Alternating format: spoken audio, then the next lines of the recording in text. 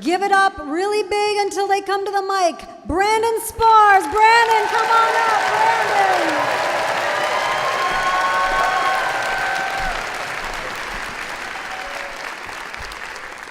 So 25 years ago, I was a new volunteer English teacher in Indonesia. On the 2-day bus trip from Jakarta all the way up to West Sumatra where my post was, I was miserable. I was sitting next to an Indonesian girl about my own age. And I was miserable because the minute the bus started moving, she had become incredibly car sick and began throwing up all over both of us. Deep in the jungles of Sumatra, at a remote outpost, our bus had stopped. I sat alone at a table, furiously cleaning my pants, intermittently shooting fierce looks at her, while she was compulsively chewing on a squid the size of a plastic shopping bag. Suddenly, it was like the whole restaurant exploded. Yeah! It was the owner wielding a baseball bat. He seemed to be tracking something. A monkey was swinging from the supplies that were hanging from the ceiling, orbiting the restaurant like a small dark satellite. Fate would have it that thing would come for a landing on the table right in front of her. The monkey reached for the squid. And I'll be danged if she didn't do the same thing she did when I tried to take her food from her a few hours earlier. She pulled back. The monkey pulled harder. She pulled harder. All the passengers gathered around, issuing warnings, advice. She became confused. She kept pulling on the squid.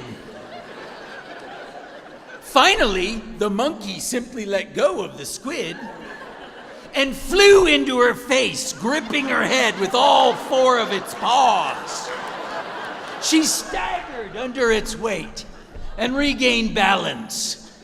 Meanwhile, the owner of the restaurant was approaching from behind, brandishing his bat. At this point, I distinctly recall feeling taps, nudges from behind. A young man with a look of great desperation on his face said, "Go to her! Help her!" "Why me?" I asked. Nearly in tears, he said, "Because she's your wife." My wife! The one person I most despise in the world at this moment, and he thought she was my wife? Apparently, the other passengers did too. "Yes, go to her," they said in unison. "You really should help her." It dawned on me, back at the terminal in Jakarta, her parents had been there to see her off. And they had become immediately anxious about their daughter spending the next 2 days alone, sitting next to me, a tourist.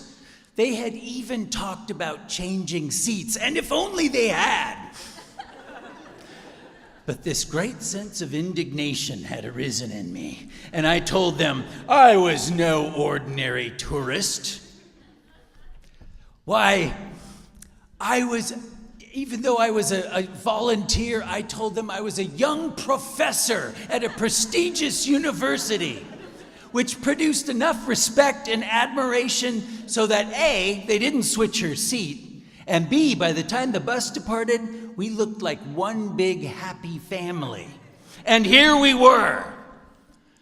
It was a hesitant step from me and a shove from the passengers behind that sent me leaping right into the path of the baseball bat.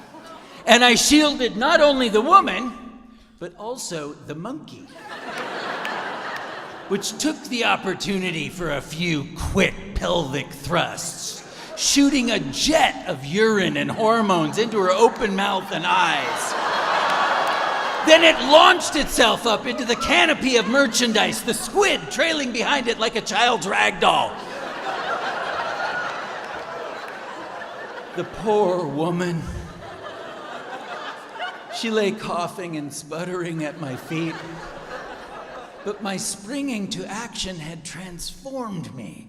I was no longer the cranky, whiny newcomer I had been just moments ago. And I was no college professor. Why, I was a volunteer. And I would be this woman's volunteer husband. In spite of my throbbing shoulder, I knelt down and I scooped her up.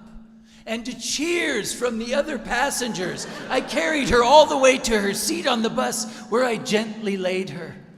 To nods of approval, I dabbed the monkey urine from the corners of her mouth and eyes. I plucked the squid tentacles from her muslin veil as she burped them up over the two of us. I nursed her tenderly all the way to our final destination, where the beaming smiles of the other passengers faded into looks of total astonishment and confusion as she bolted off the bus into the arms of her real husband. Thank you very much.